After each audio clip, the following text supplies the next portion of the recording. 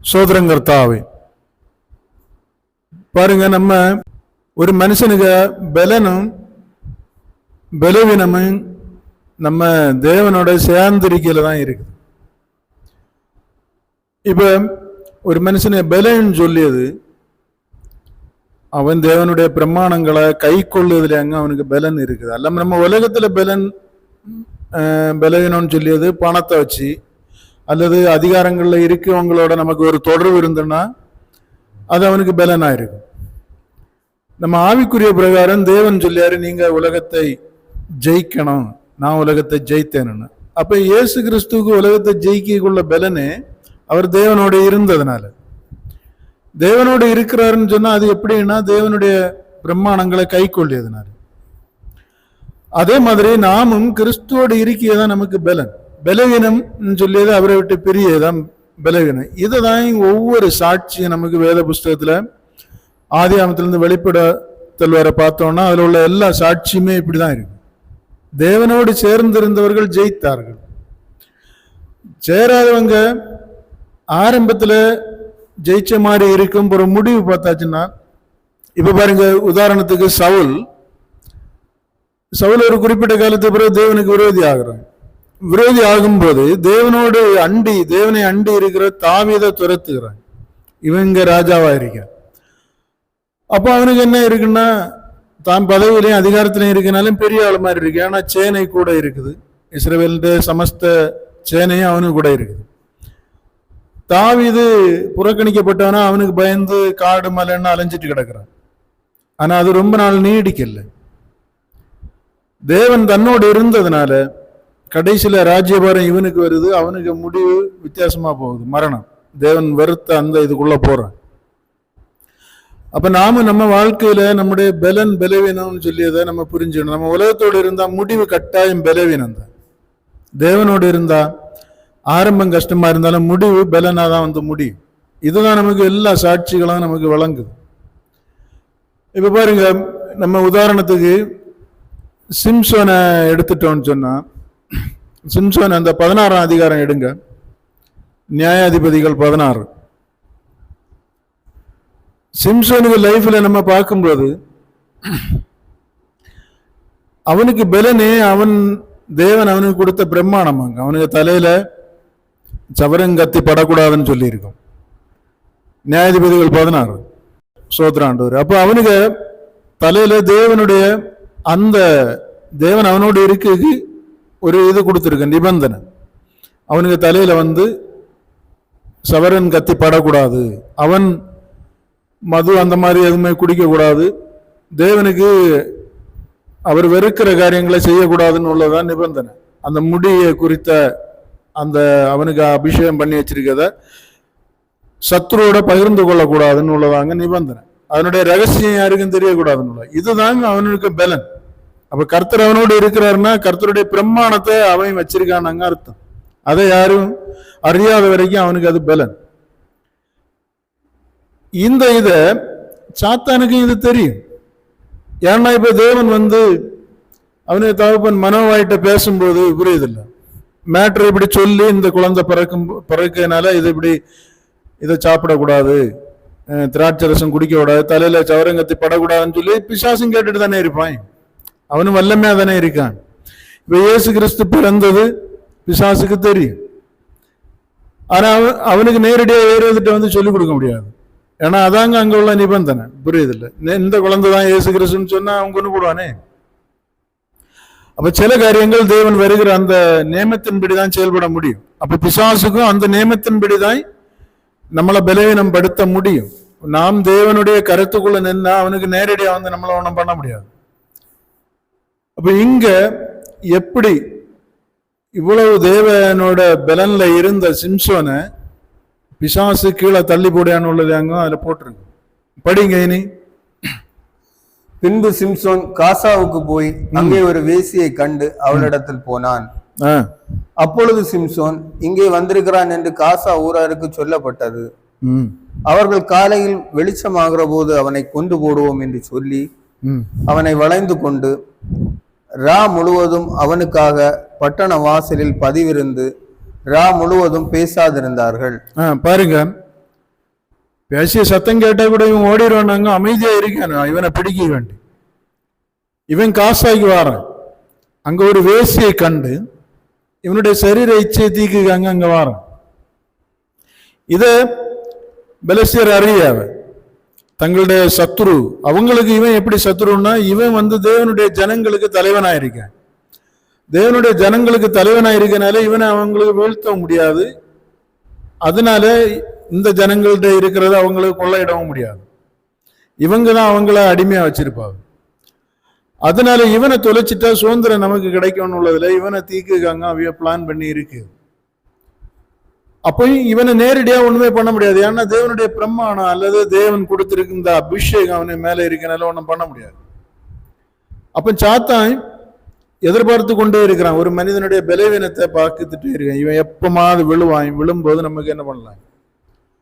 அப்ப பாருங்க, ஆதியில சிம்சோன் தேவன் மேல இருந்த பற்றுதல்ல நிறைய காரியங்களை செய்ய, அதுக்கு முந்தின அதிகாரங்கள் எல்லாம் படிச்சா தெரியும். நிறைய பேரை போய் முறியடிக்க என்னெல்லாமோ பண்ண. பிறகு என்ன செய்யணும், நாளடைவில் போக போக போக நமக்கும் இப்ப கிறிஸ்தவ பக்தி அப்படிதான் போகும். ஆரம்பத்துல இருந்த பக்தி வளராம இருக்கனால பலவீனத்தை நோக்கி தான் போயிட்டு இருக்கு. அதனாலதான் வெளிப்படுத்தலன்னு சொல்லியிருக்கு, ஆதியில இருந்த அன்பை விட்டாய். அப்படின்னா எந்த விதத்துல பார்த்தாலும் தேவன் மேல இருந்த பற்றுதலா இருக்கட்டும், விசுவாசமா இருக்கட்டும், கிரியை செய்யதா இருக்கட்டும், அவரை பின்பற்றுகிறதா இருக்கட்டும், அல்லது அவருக்கு அடிமையாகிறதா இருக்கட்டும், இது ஆரம்பத்துல வந்த வேகத்துல இருக்கிறத விட பிறகு குறையும். ஊழியக்காரர்களுக்குள்ளேயும் குறையும், விசுவாசிக்குள்ளேயும் குறையும். காரணம் என்னன்னா, இயேசு இயேசு இயேசுன்னு பேசி பேசி ஜெபம், வேதம் படிக்கிறது, இப்படிப்பட்ட சடங்குகளை செய்து வரும்போது குறையும். கர்த்தர் நல்லவர் என்பதை ருசித்து பாருங்கள், அந்த ருசித்து பார்க்கிறது இல்லாதனால அந்த பலம் குறையும். கர்த்தர் நல்லவர் என்பதை ருசித்து பார்க்கணும்னா நம்ம யுத்தம் பண்ணும்போது அல்லது சில காரியங்களை ஜெயிக்க போகும் போதாங்க நமக்கு சில தாக்குதல் வருது. அப்ப கர்த்தர் கூட இருந்து நம்மளை காக்குறது, இதுல அங்க நம்ம தேவனுடைய அன்பை ருசிக்க முடியும். அப்ப இது ஒண்ணும் இல்லாம நம்ம ஒதுங்கி நடக்குனால பக்தி குறையுது. அதனாலதான் அவர் சபைக்கு சொல்லும் போது, ஆவியானவர் சொல்லும் போது, நீ ஆதியில் இருந்த அன்பை விட்டாய், உன் பிரயாசத்துல இப்ப குறைவு வந்திருக்கு. அதே மாதிரி நீ பலியாகிற காரியமா இருக்கட்டும், தியாகமா இருக்கிற காரியமா இருக்கட்டும், கிரியைகளா இருக்கட்டும், இதெல்லாமே முன்பு இருந்தது போல இல்லை. அதனால பிசாசு ஒன்ன வீழ்த்திடுவாய். அதனால நீ இன்ன நிலைமையிலிருந்து விழுந்தாய் என்பதை குறித்து மனம் திரும்பு. அந்த மனம் எதுக்கு அடிமையா இருக்கோ அதுல இருந்து விடுதலை ஆகுள்ள வழியை பாரு, இல்லாட்டி நீ ஜெயிக்க முடியாதுன்னு சொல்லிரு. அப்ப பிசாசு எப்போதுமே எல்லா மனிதர்களும் தேவனை தேடுறவர்களுக்கு பின்னால வந்துட்டே தான் இருப்பான். இது நம்ம ரொம்ப புரிஞ்சு வச்சிருக்கணும். அதே மாதிரி சிம்சோனையும் அவன் பார்த்துக்கிட்டே இருக்கிறான், அவனுடைய பலவீனம், அவனும் வெயிட் பண்ணிட்டே இருக்கான். இவன் அந்த வேசிட்ட போகும்போது இவனை வீழ்த்துகிறதற்காக இவனுக்கு சத்ருவா இருந்தவர்களை பெலிஸ்தியர்கள் எல்லாம் எழுப்பி விட்டுருக்கான். இவர்களும் பதிவிருந்துன்னா ஒளிச்சிருந்து மறைஞ்சிருந்து இவனை தாக்கி இவனை அழிக்கணும்னு காவல் பண்ணிட்டு இருக்காங்க. அப்போ இவை அவர்களுடைய கைவசத்துக்குள்ள ஒரு கோட்டைக்குள்ள வந்த மாதிரி அங்க வந்திருக்கான். படிங்க மீதிய. சிம்சோன் நடுராத்திரி மட்டும் படுத்திருந்து நடுராத்திரியில் எழுந்து பட்டணத்து வாசல் கதவுகளையும் அதன் 2 நிலைக்கால்களையும் பிடித்து தாழ்பாலோட கூட பெயர்த்து தன் தோளின் மேல் வைத்து எப்ரோனுக்கு எதிரே இருக்கிற மலையின் உச்சிக்கு சுமந்து கொண்டு போனான். பாருங்க, அந்த வேசியோட அவன் இச்சையில மகிழ்ந்திருந்து முடிஞ்சு நடுராத்திரியில அந்த கோட்டையை தாண்டி அவ இருந்த அந்த கோட்டைக்குள்ள அந்த இதுல இருந்து அவன் தாண்டி வெளியே வரைக்கும் இவனை தாழ்பால் போட்டாங்க வச்சிருக்கு. இவன் அந்த நிலை கதவுகளோட எப்படிங்கிட்டு வந்துருவான். ஏன்னா மேல இருக்கிறது தேவனுடைய அபிஷேகம், இன்னும் அந்த பிரமாணத்துல இருந்து அவன் விழல. ஏன்னா அதனுடைய ரகசியம் அவனுக்கு மட்டும்தான் தெரியும், அதை யாருக்கும் வெளிப்படுத்தல. அவனுக்கும் தேவனுக்கும் உள்ள உறவு தான் அந்த பிரமாணம் அவனுக்கு மேல வைக்கப்பட்டிருக்கு. அது இருக்கும் வரைக்கும் அவனை யாரும் ஒன்றும் பண்ண முடியாது. நாமும் தேவனோடு இருக்கிற வரைக்கும் நம்மள என்ன செய்ய முடியாது. அதனாலதான் ஏசப்பா நமக்கு சொல்லி இருக்கிறது என்னன்னா, உங்களை எனக்கு தந்தது பிதாவாகிய தேவன், அவருடைய கருத்திலிருந்து ஒருவரும் பறித்து கொள்ள முடியாதுன்னு சொல்லியிருக்கு. சாத்தானுக்கு நமக்கு நம்மளை தேவ பிரமாணத்துக்குள்ள இருந்தானா நம்மளை பறிக்க முடியாதுன்னு சொல்லியிருக்கு. நம்ம ஒண்ணுமே பண்ண முடியாதுன்னு சொல்லியிருக்கு. அப்ப நம்மளை பிரமாணத்திலிருந்து விழ பண்ணுவான். பாவம் செய்ய வச்சாங்க அல்லது பின்வாங்க வச்சு அல்லது திரும்பி பார்க்க வச்சாங்க நம்மளை அவன் விழத்தள்ளி. அப்ப அந்த இடத்துல இப்ப பாருங்க, சத்ரு துவக்குறான், இவன் சிம்சோன் அந்த இடத்துலயும் ஜெயத்தோட தான் இருப்பான். அதற்கு பின்பு அவன் சோரோக் ஆற்றங்கரையில் இருக்கிற தெலீலாள் என்னும் பேருள்ள ஒரு ஸ்திரீயோட சிநேகமாயிருந்தான். அவளிடத்திற்கு பெலிஸ்தியரின் அதிபதிகள் போய், நீ அவனை நயம் பண்ணி அவனுடைய மகாபலம் எதனால் உண்டாயிருக்கிறது என்றும் நாங்கள் அவனை கட்டி சிறுமைப்படுத்துகிறதற்கு எதனாலே அவனை மேற்கொள்ளலாம் என்றும் அறிந்து கொள். இவன் இப்ப அதுல இருந்து அந்த வேசிடத்தில் மாறி தெலீலாள்னு சொல்லி ஒரு பெண்ணு கூட சிநேகமா இருந்தானா அடிக்கடி அவளை இப்ப இவனை மனமும் விரும்புது, அவளிடத்துல உள்ள அவள்கிட்ட இந்த இச்சைக்கு தான் வரும். பின்ன சிநேகம் அவளோட அவன் வந்து போய் போக்குவரத்துமான ஒரு சிநேகத்துக்குள்ள இருக்கான். நமக்கு பைபிள்ல 2 லைன்ல சொல்லி இருந்தாலும் காலம் கொஞ்சம் இருக்குது, கொஞ்சம் பழகி வந்து இந்த காரியங்களை செய்து அதை அவனும் அறிஞ்சு, அப்ப அவனுடைய பிரபுக்கள் எல்லாம் பெலிஸ்தியருடைய பிரபுக்கள் அவனும் எல்லாம் என்ன பண்ணியானுன்னா, இவனுக்கு இந்த பலன் எங்க இருந்து வந்தது என்கிறத நீ அறியணும், அதுக்கு நீ அவனுக்கு கண்ணியாயிரு. அவன் உன்னிடத்துல இன்பத்தை எதிர்பார்க்கிறான், அதை நீ கொடு. நீ அவனிடத்திலிருந்து அவனுடைய பலவீனத்தை, அவனுடைய பலன் எப்படின்னு உள்ளதை, அவனுடைய வீக்னஸ் வழியா நீ எடுத்துடணும், பலவீனத்தின் வழியா கண்டுபிடிக்கணும். ஏன்னா மனுஷன் தேவ ரகசியத்தை பாதுகாக்காம இருக்கிறது பலவீனம். இப்ப ஆண்டவர் வந்து உன்னுடைய ஆயுத சாலையை திறந்து காட்டாதான்னு தாவீதுட்ட சொல்லியிருக்கு. அவன் காட்டுவான் சத்ருவுக்கு. ஏன்னா நம்ம சத்ரு வந்து நம்மளை அளவெடுக்காங்க இருப்பான். நம்முடைய பலன் எவ்வளவு, நம்முடைய பாதுகாப்பு எவ்வளவு தூரத்துல இருக்கணும், அதை நம்ம வெளிப்படுத்தக்கூடாது. சத்ருவை நம்ம அழிக்க தான் செய்யணும், அவனை துரத்த தான் செய்யணும். அவனுக்கு கூட ஒருபோது பாருங்க, பிசாசு எல்லாமே சோர்ந்து போகவே மாட்டான். நம்மளை வீழ்த்துக்கு பிசாசு சோர்ந்து போகாது, அவன் திருப்பி திருப்பி பின்தொடரதான் செய்வான். அப்ப நாமும் ஒருபோதும் கிறிஸ்துவுக்குள்ள சோர்ந்து போகாம இருந்தாதான் ஜெயிக்க முடியும். பாருங்க அடுத்த இது படிங்க. அப்பொழுது நாங்கள் ஒவ்வொருவரும் 1100 வெள்ளிக்காசு உனக்கு கொடுப்போம் என்றார்கள்.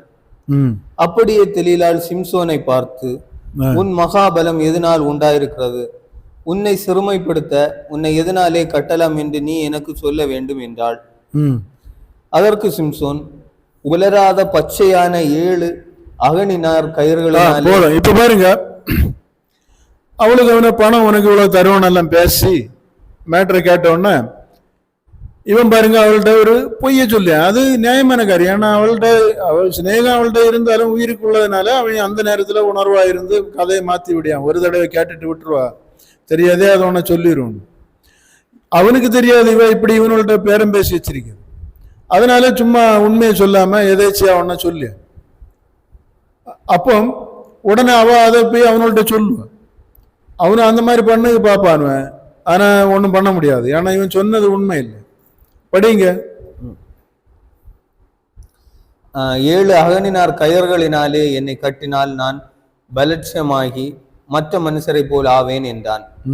அப்பொழுது பெலிஸ்தியரின் அதிபதிகள் உலராத பச்சையான 7 அகனினார் கயிறுகளை அவளிடத்திற்கு கொண்டு வந்தார்கள். அவைகளால் அவள் அவனை கட்டினாள். பதிவிருந்தவர்கள் அறை வீட்டிலே காத்திருக்கிற போது அவள் சிம்சோனை, பெலிஸ்தியர் உன்மேல் வந்து விட்டார்கள் என்றாள். அப்பொழுது சணல் நூலானது நெருப்பு பட்டவுடனே இறுகி போகிறது போல அவன் அந்த கயிறுகளை அறுத்து போட்டான். பாருங்க, இதுல சிம்சோனுடைய மதிகேடு அங்க நம்ம பார்க்கணும்.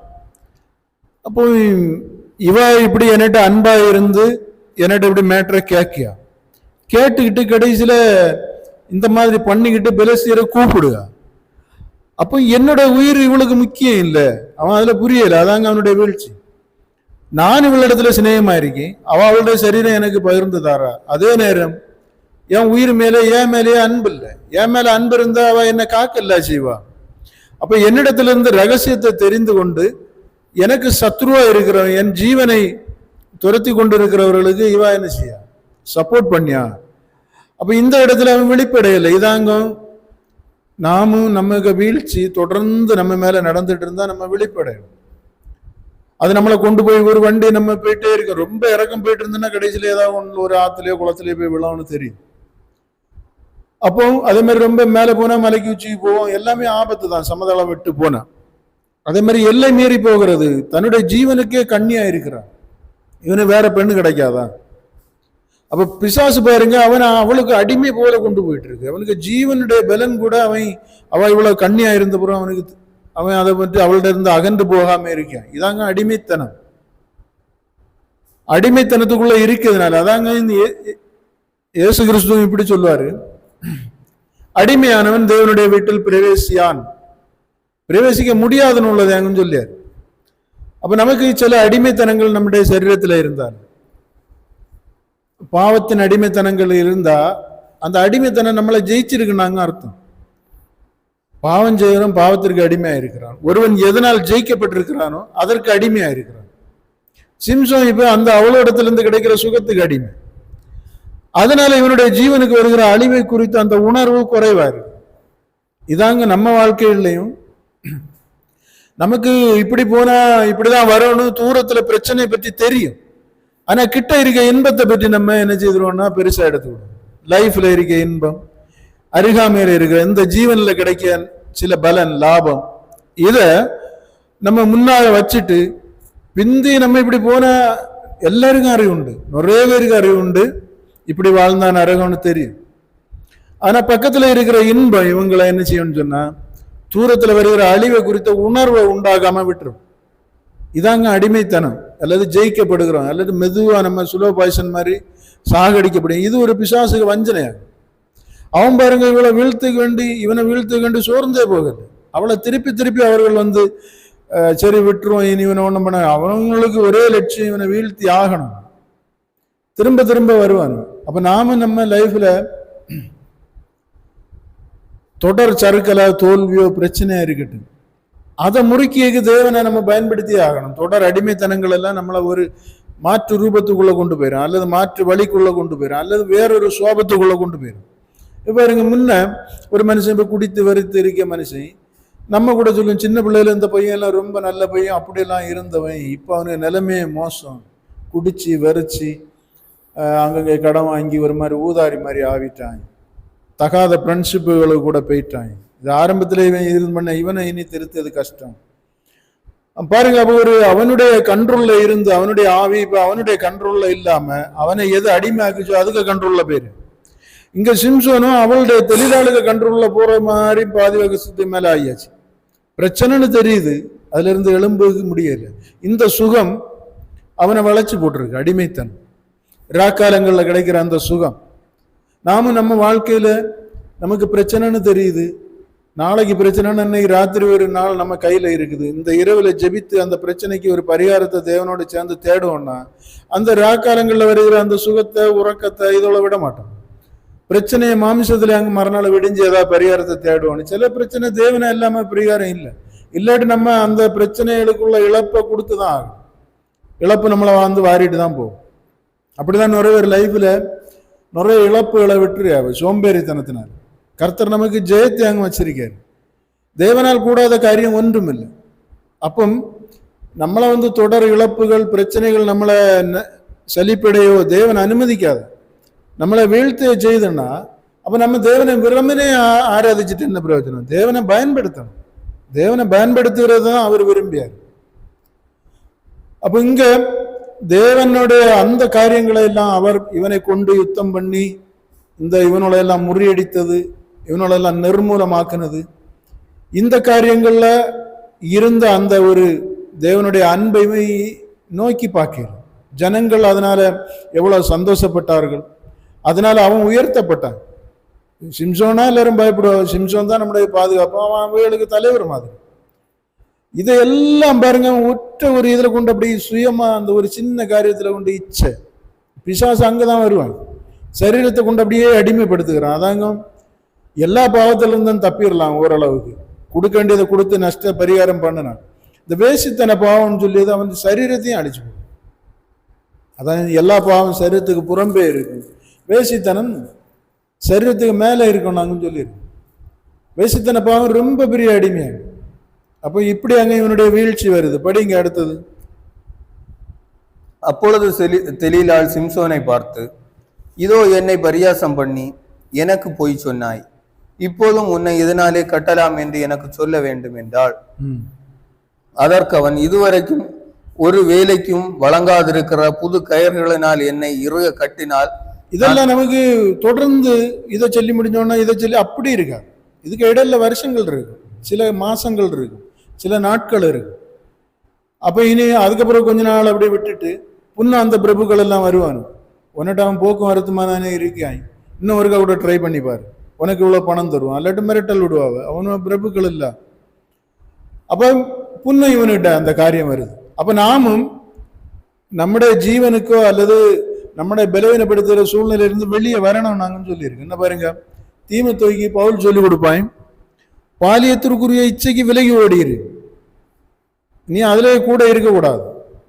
அதே மாதிரி இளம் பெண்களை சபையில சேர்த்து கொள்ளாது. அப்ப சில இது கேப்புட்டு இருக்க வேண்டிய பலவீனமானவர்கள், நான் இப்ப பலவீனமானேன்னா மது குடிக்கிறதுல பலவீனம்னா அதை எனக்கிட்ட வைக்க கூடாது.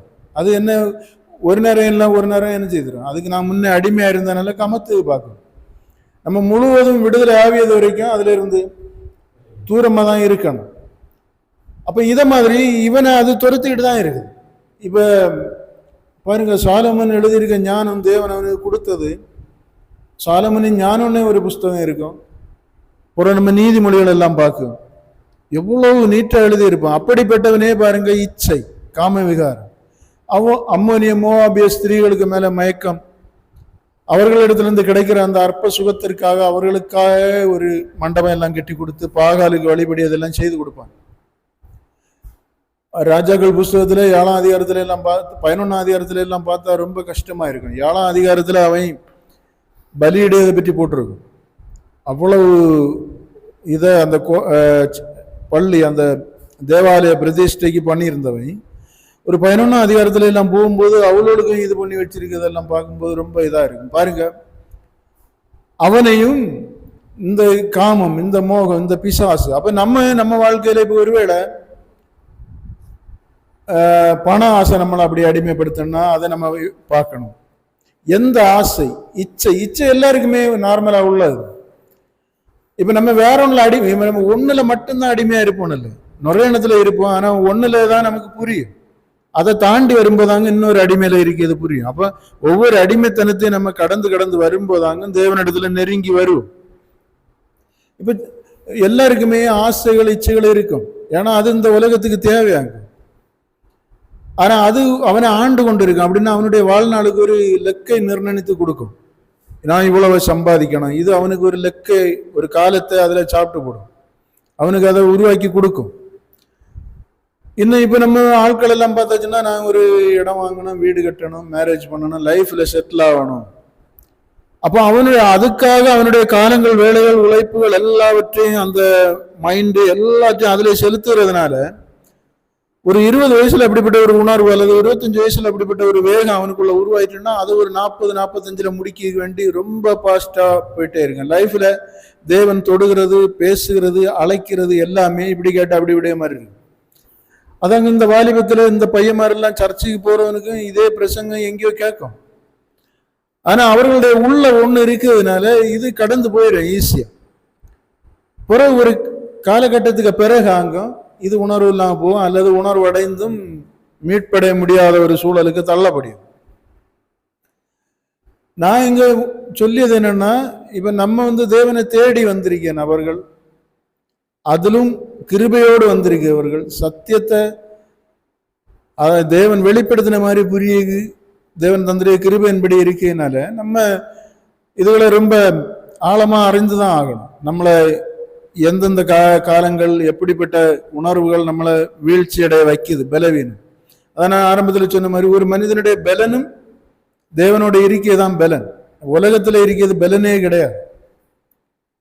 பலவீனம் சொல்லுது தேவனை விட்டு நம்ம அந்த பிரம்மாண்டத்திற்கு விரோதமாய் செயல்படுகிறது தான் பலவீனம். அப்போ ரெண்டும் நமக்குள்ளதான் இருக்கு. அதனாலதான் ஆண்டவர் சொல்லுவாரு, ஜீவ வழியை மரண வழியை உங்கள் முன் வைத்திருக்கிறேன். எல்லா வாய்ப்பும் இருக்குது. அநியாயம் செய்யறதுக்கும் வாய்ப்பு இருக்குது, பரிசுத்தமாகிறதுக்கும் வாய்ப்பு இருக்கு. நீ எதை எடுப்பாயோ அதனால பிழைத்துக் கொள்வாய். அது உன்னை சார்ந்து இருக்கும். நீ எதை நோக்கி போனாயோ அது உன்னோடு இருக்கும். நான் எதை தேடினோ அது எனக்கு கூட இருக்கும். அந்த பொக்கிஷம் இதே அங்கன்னு சொல்லி இருக்கும். பாருங்க, 2வது இடையும் அவன் சிம்சோனு சோர்ந்து போகாம இது பண்ணியா, உடனே அதுக்கும் ஒரு பொய்ய சொல்லி படிங்க. அப்பொழுது தெளிலால் புது கயிறுகளை வாங்கி அவைகளால் அவனை கட்டி, சிம்சோனே, பிலிஸ்தேர் உன்மேல் வந்து விட்டார்கள் என்றாள். பதிவிருக்கிறவர்கள் அறை வீட்டில் இருந்தார்கள். ஆனாலும் அவன் தன் புயங்களில் இருந்த கயிறுகளை ஒரு நூலை போல அறுத்து போட்டான். பின்பு தெளிலால் சிம்சோனை பார்த்து, இதுவரைக்கும் என்னை பரியாசம் பண்ணி எனக்கு பொய் சொன்னாய். உன்னை எதனால் கட்டலாம் என்று எனக்கு சொல்ல வேண்டும் என்றாள். இப்ப பாருங்க, இதாங்க ஸ்திரீകളുடைய இருக்க ஒரு பில்லாத இது. இவனுடைய ஜீவனுக்கு கண்ணி. அப்ப இவன் பொய் சொன்னான்னு சொன்னா இதை வெளிப்படுத்தக்கூடாத ரகசியமா.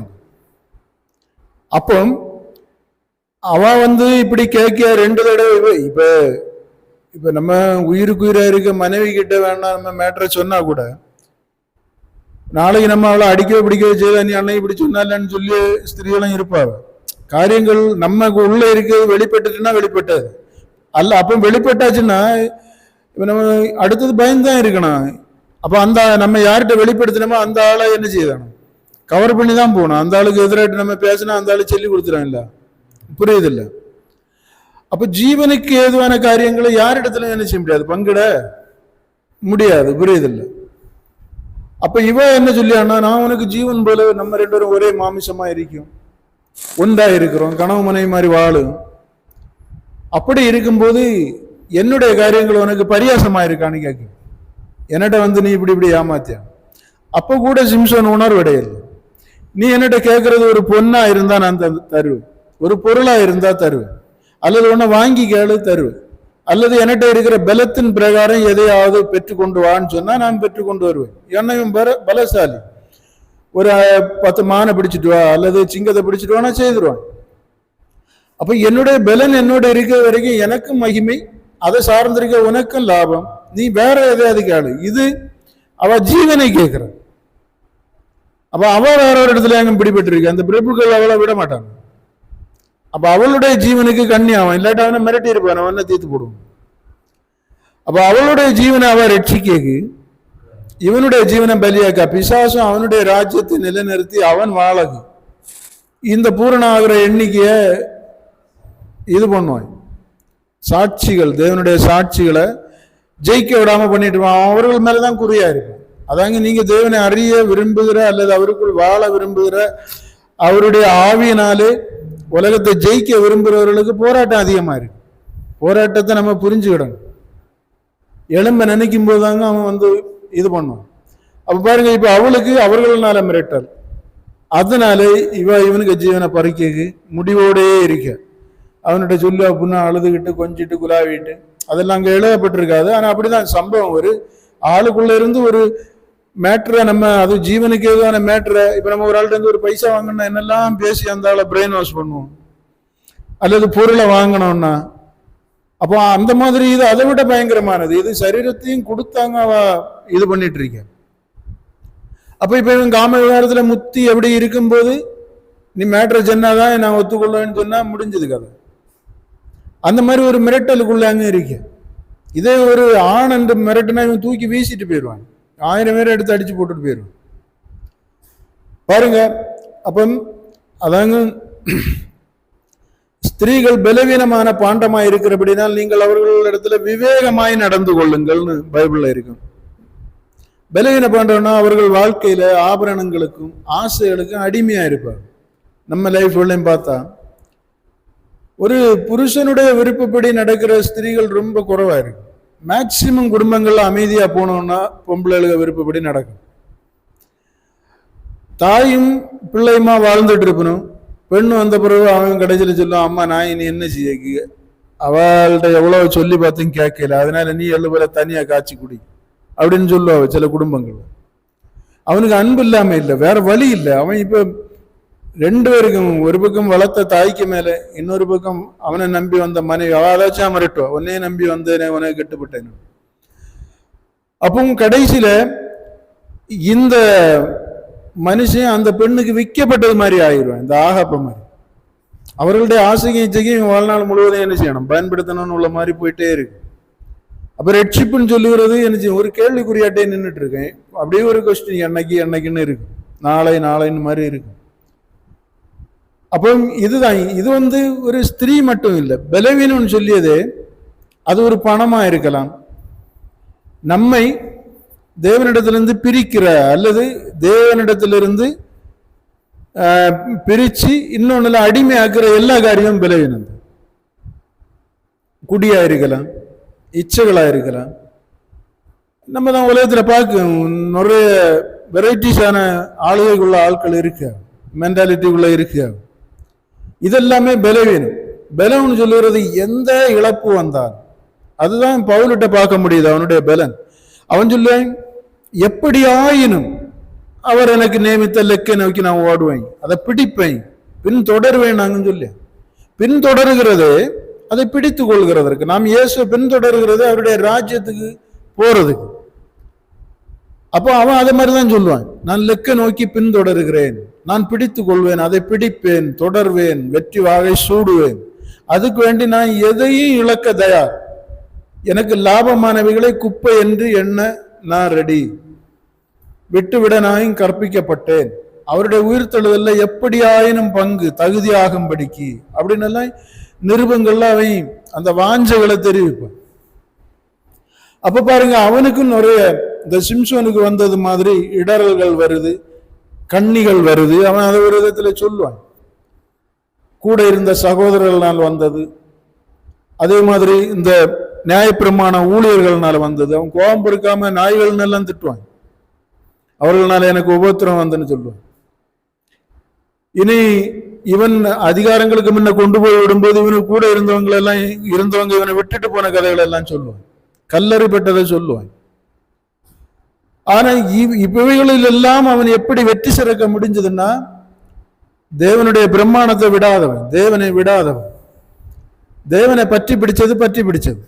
ஏன்னா அதுதான் அவனுக்கு தெரியுது, இதுதான் எனக்கு எவ்வகையிலும் நித்திய லாபம், எல்லா காலத்துக்கும் இதுதான் லாபம், தேவனோட இருக்கு. அப்ப ஒரு மனுஷனுடைய வாழ்க்கையில பலன்னு சொல்லியது, நம்ம எவ்வளவு தேவனை அடிப்பிச்சு போறோமோ அதுதான் பலன். எவ்வளவு அதற்கு விரோதமா நம்ம சுகம் உடம்புக்கு அல்லது நம்முடைய லைஃப்ல மாமிச சமாதானத்தை தேடியது இதுல எல்லாம் போகும்போது அது பலவீனமா இருக்கும். அதை தான் சிம்சோன் பாருங்க, சரி இவள்கிட்ட கிடந்து என்னத்தை சொல்லியது, இவ வேற ஒப்பாரி வச்சு அழுது தொலைச்சு இப்படி எல்லாம் பண்ணியா அப்படின்னு சொல்லிட்டு கடைசியில ஒரு கட்டத்துல ஒரு உணர்வற்றவனாய் வேற வழி இல்லைன்னு சொல்லி தன்னை ஒப்பு கொடுக்குறான். இப்ப நிறைய பேர்கள் லைஃப்லயும் அப்படிதான்.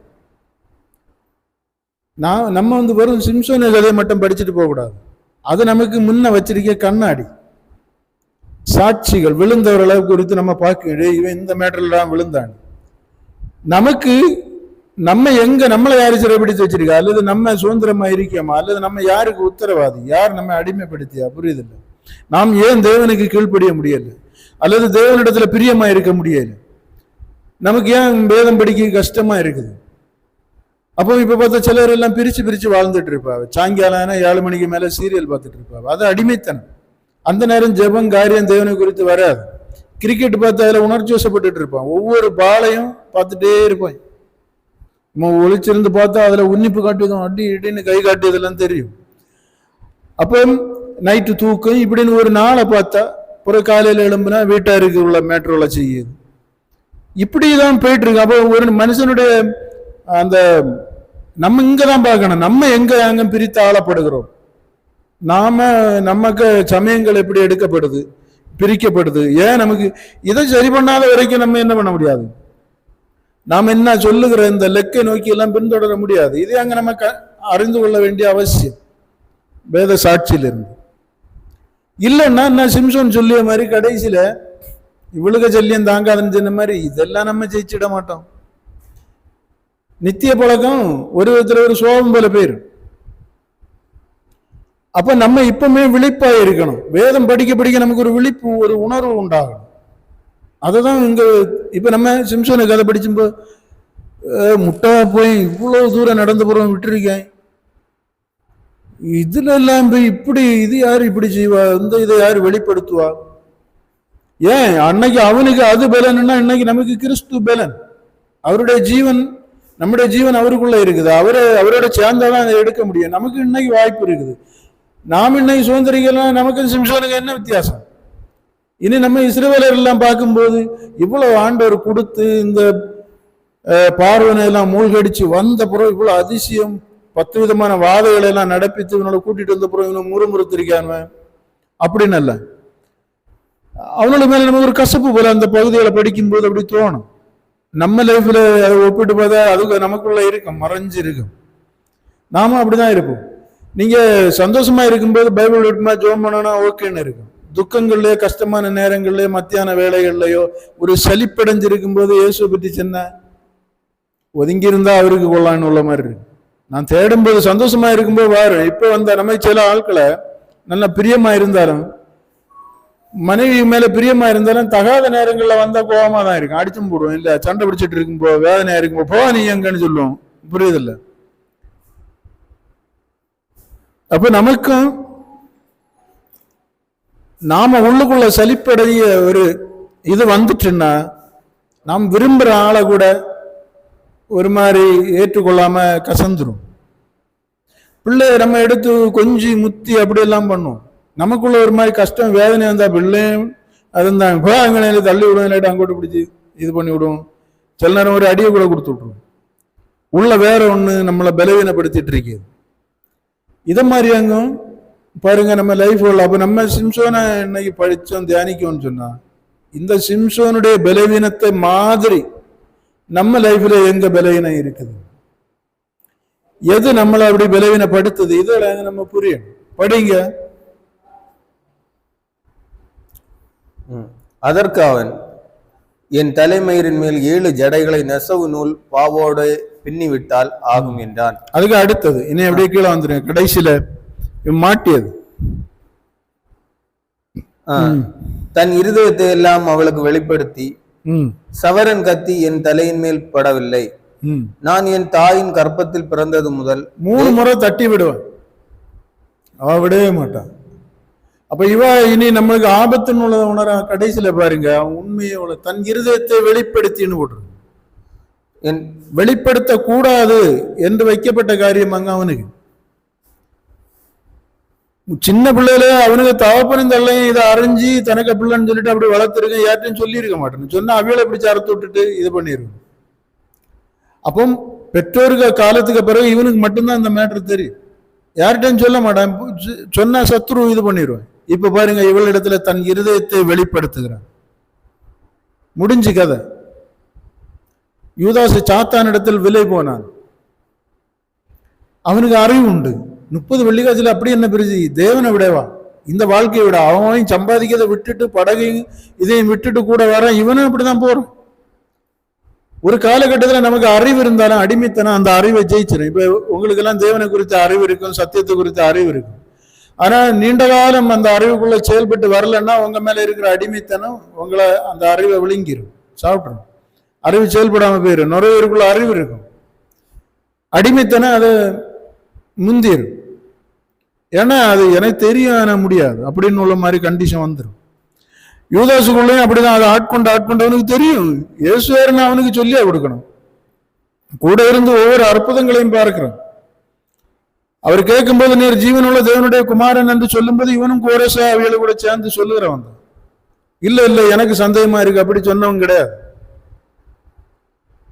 அப்போ எல்லா விதங்கள்லையும் இருந்தவன் இங்க ஒரு அடிமைத்தனம், ஒரு பலவீனம் அவனை பின்தொடர்ந்து வந்த, எப்படி இஸ்ரவேலரை பிசாசு பின்தொடர்ந்து வந்து ஏற்ற காலங்களில் அவர்களை வீழ்த்தி அவர்கள் தேவனை நமஸ்கரித்து தேவனுக்கு புதுப்பாட்டை பாடின அவர்கள் அங்கிருந்து ஜெயிச்சு வரும்போது முறையாய் பாடினார்கள்னு போட்டிருக்கு.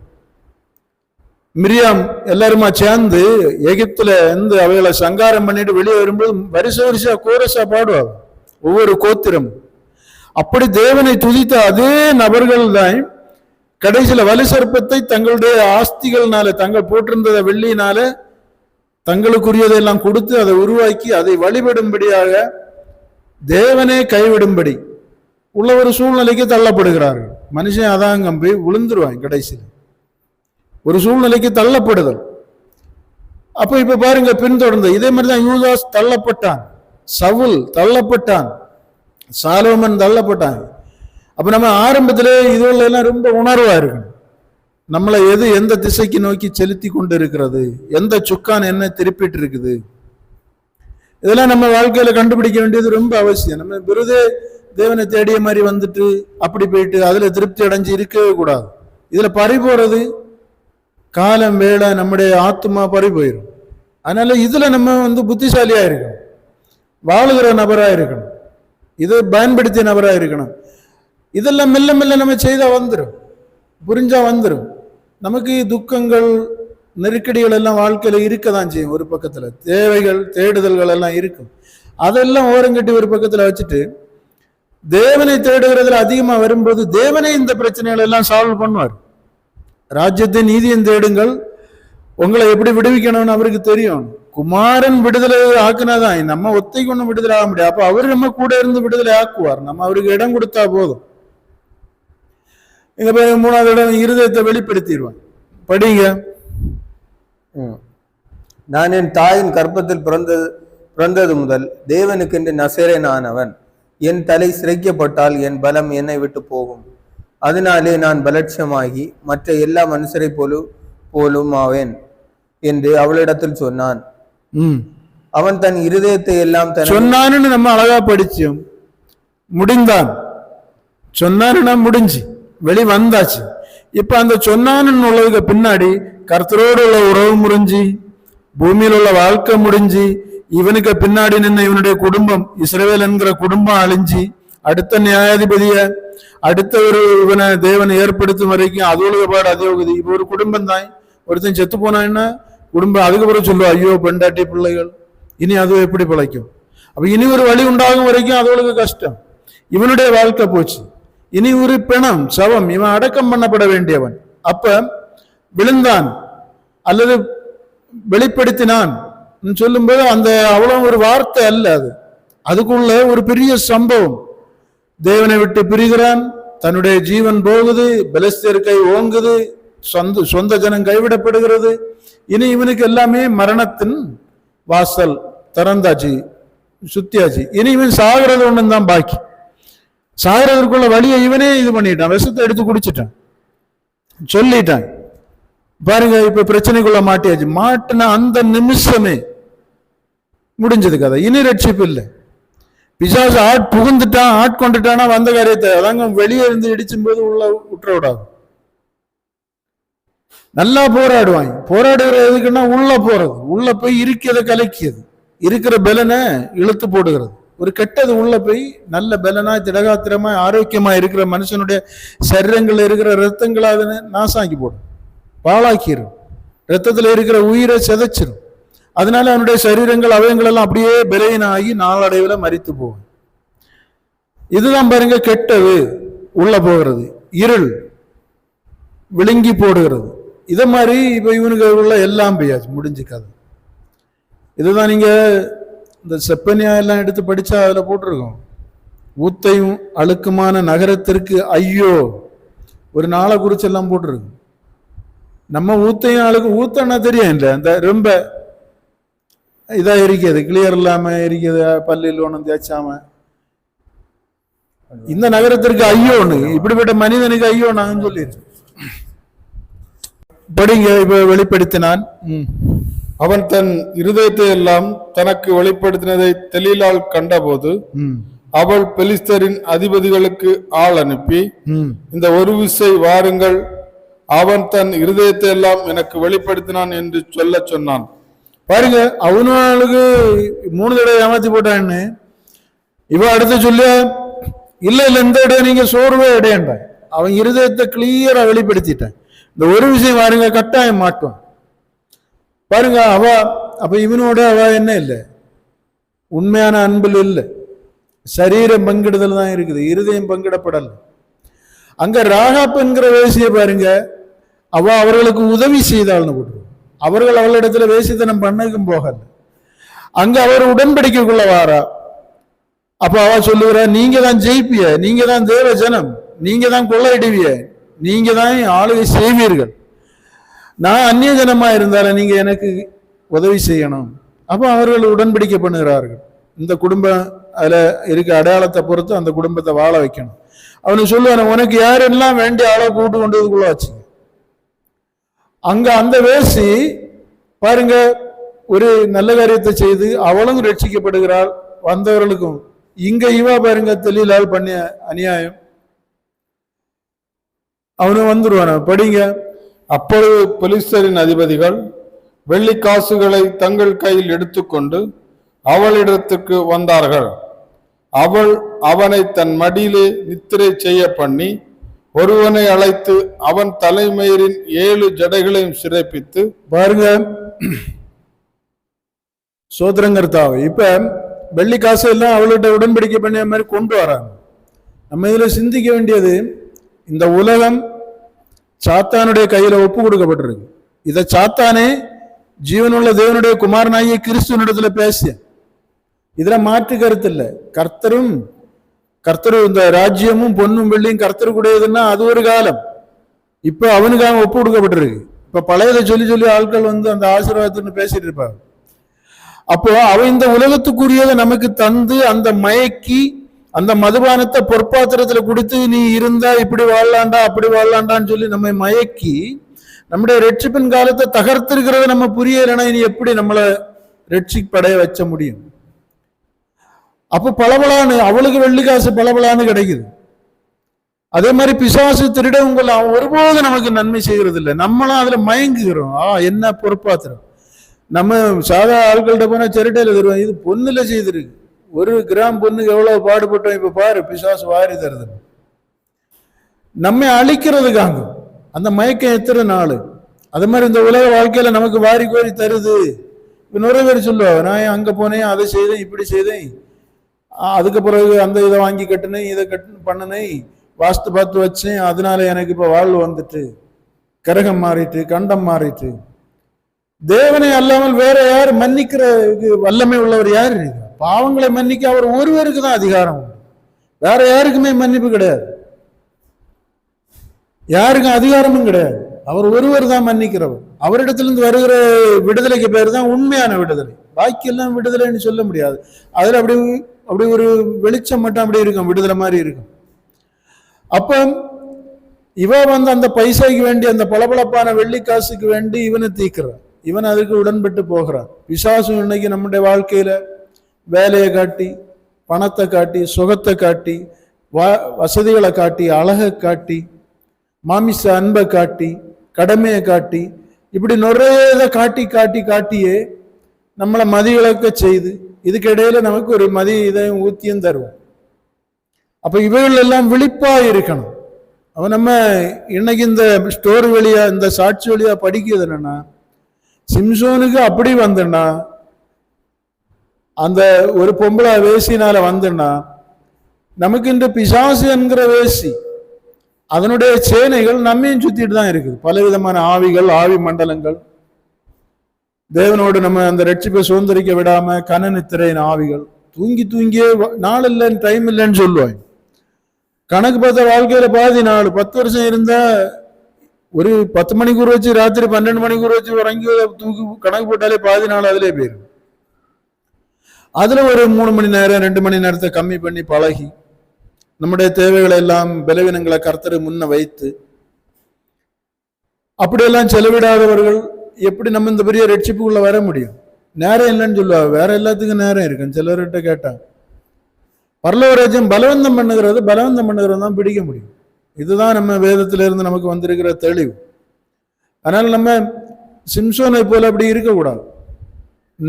நம்முடைய உடைமையை, நமக்கு தேவன் தந்திருக்கிற கிருபையை, நமக்கும் தேவனுக்கும் உள்ள உறவை, எந்த சக்தி எந்த வடிவில எவ்விதமான நூதனமான தந்திரமான வழிகளிலே வந்தாலும், கள்ள ஊழியக்காரன் வழி வந்தாலும் சரி, எவ்விதத்துல வந்தாலும் நாம விழிப்புள்ளவர்களா இருக்கணும். அதாங்க வேதம் சொல்லுறது, பிசாசின் தந்திரத்துக்கு எதிர்த்து நில்லுங்கள், அவனுக்கு எதிர்த்து நில்லுங்கள். அவன் தந்திரமான ஆளு. அவன் கர்ச்சிக்கிற சிங்கம் போல எவனை விழுங்கலாம் என்று சுற்றி தெரிகிறான். நமக்கு சுற்றி தெரியாது. நபர் வழியா வருவான், சூழ்நிலை வழியா வருவாய், மயக்கங்களின் வழியா வருவாய், சில இடங்கள்ல நல்ல செய்திகளின் வழியாட்டம் வருவான். அங்க ஒரு வேக்கன்சி இருக்கு, இங்க ஒரு இது இருக்கு, பெரிய வாய்ப்பு, விட்டா முடிஞ்சு. தேவன் ஏற்படுத்தி வைத்த பெரிய வாய்ப்பை விட வேற என்ன வாய்ப்பு பெருசா இருக்குது? தேவன் ஏற்படுத்தி வைத்த நித்திய ஜீவனை விட பெரிய வாய்ப்பு என்ன இருக்குது? பரலோகத்தை விட வேற என்ன இருக்குது? அப்ப பிசாசுக்கு அதுக்குள்ள அதிகாரம் கிடையாது. அவன் ஒருவேளை இந்த வாழ்க்கையில எதே தரல. இது கொண்டு நம்ம எத்தனை நாளுக்கு? அப்ப நாம் அவ்வளவு விழிப்புள்ளவர்களா இருக்கணும். படிங்க. அவன் தலைமயிரின் 7 ஜடைகளையும் சிறைப்பித்து அவனை சிறுமைப்படுத்த தொடங்கினான். அவன் பலன் அவனை விட்டு நீங்கிற்று. அப்பொழுது அவள், சிம்சோனே, பெலிஸ்தர் உன்மேல் வந்து விட்டார்கள் என்றாள்.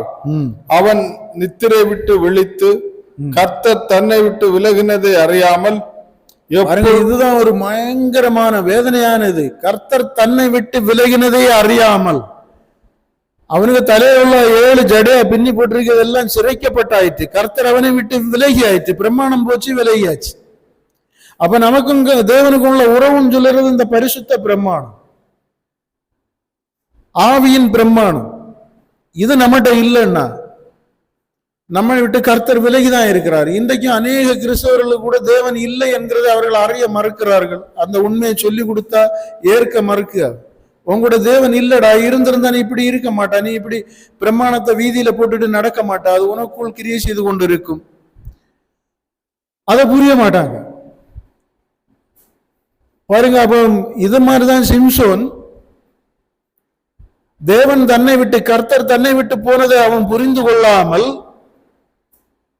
நான் இப்ப இவனோட எல்லாம் பழைய மாதிரி செய்வேன்னு சொல்லிட்டு எழும்புகிறான், மாட்டுகிறான். நாமும் அதே மாதிரிதான். காலம் கடந்த பிறகு எப்படி எழும்பினாலும் நமக்கு கிருபைன்னு சொல்லியது இந்த வருஷங்கள் தான். நல்லா புரியுதில்ல? யார்கிட்ட நீங்க சொல்லுங்க, 60 வருஷம்னு சொல்லு, 60 வயசுன்னு சொல்லுகிறது தான் யுத்த காலம். அந்த காலத்துல இதை நல்லா புரியணும். அந்த காலத்துல பாருங்க, ஒரு தேசம் பாதுகாப்போட இருக்குன்னா அதுல இருக்கிற யுத்த புருஷர்கள் இருக்க வரைக்கும் தான் அது பாதுகாப்பா இருக்கு. அப்ப யாருக்கு மகிமைன்னா யுத்த புருஷர்கள். யுத்த புருஷர்கள் இல்லாத அந்த ஜனம் அடிமை ஜனம் தான்.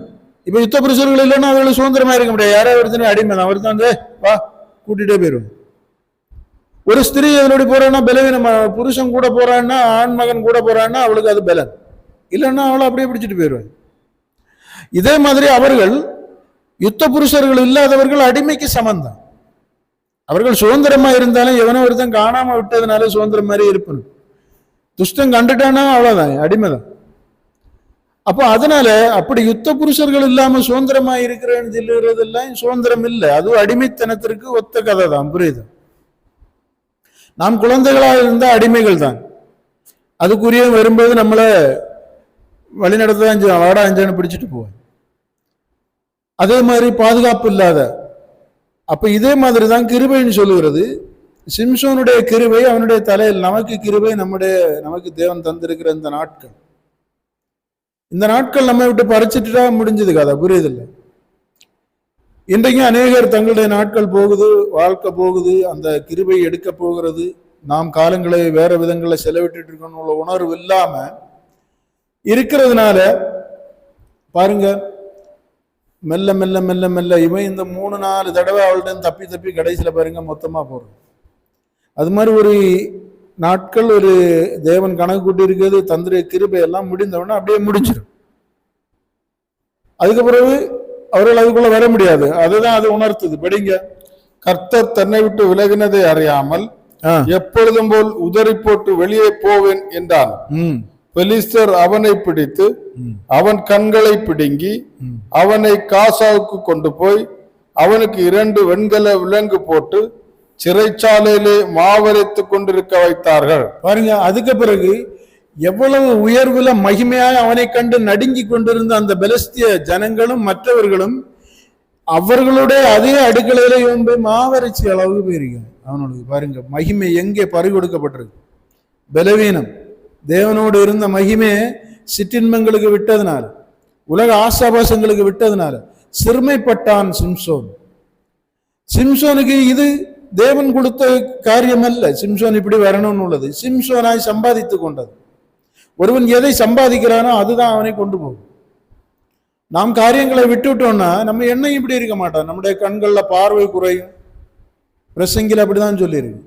பற்கள் விழுந்துரும், நரம்புகள்ல இருக்க பலம் குறையும், சரீரங்களில் உள்ள முட்டுகள் எலும்புகளில் உள்ள கட்டுகள் மாறும், நாம இன்னொருவருடைய உதவியை நாட வேண்டிய வரும்.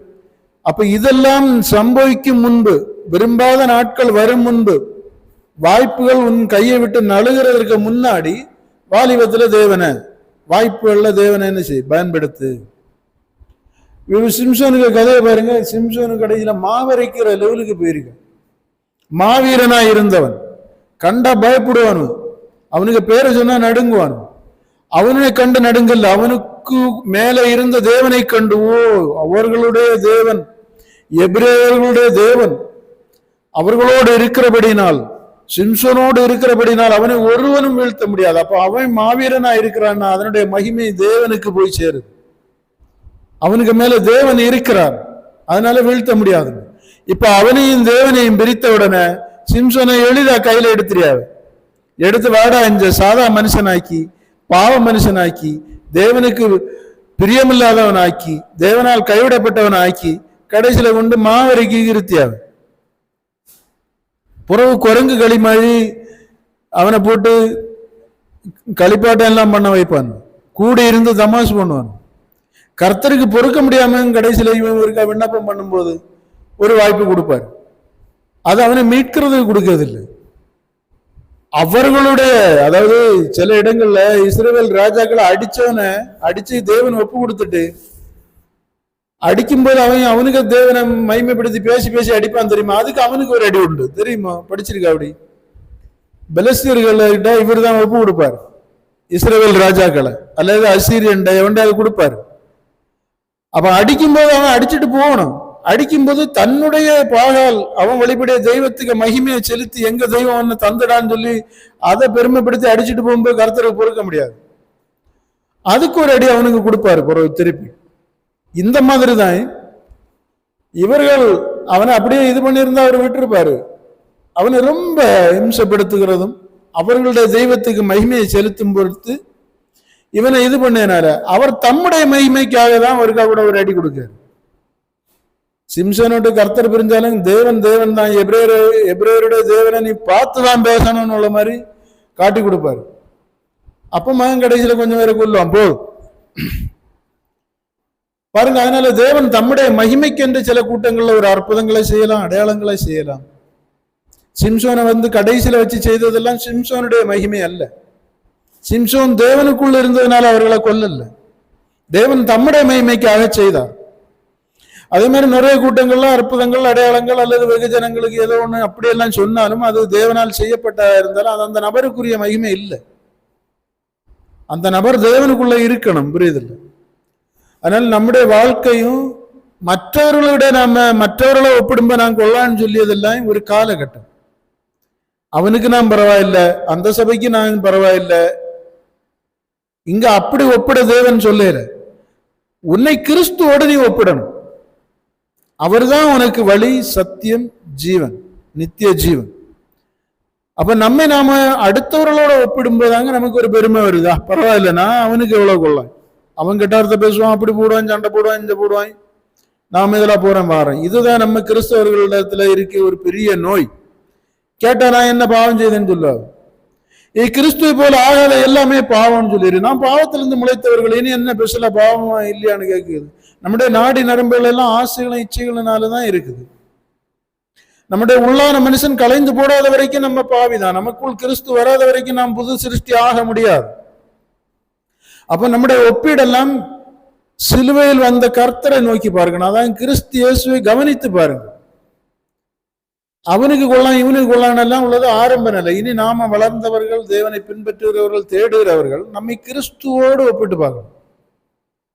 ஒரு காரியம் செய்யும் போது இது கிறிஸ்துவுக்கு பிரியமா இருக்குமா, ஒரு இதுல முடிவெடுக்கும் போது இது கிறிஸ்துவுக்கு பிரியமா இருக்குமா, எல்லா காரியங்களையும் அவரோடு ஒப்பிட்டு பார்த்து அவருடைய சாட்சிகள் எப்படி வாழ்ந்தார்கள், அவர் எப்படி வாழ்ந்தார்கள், இவைகளெல்லாம் ஒப்பிட்டு போயிட்டு நம்ம வாழ்க்கையில ஒரு மாற்றத்தை கொண்டு வரணும்.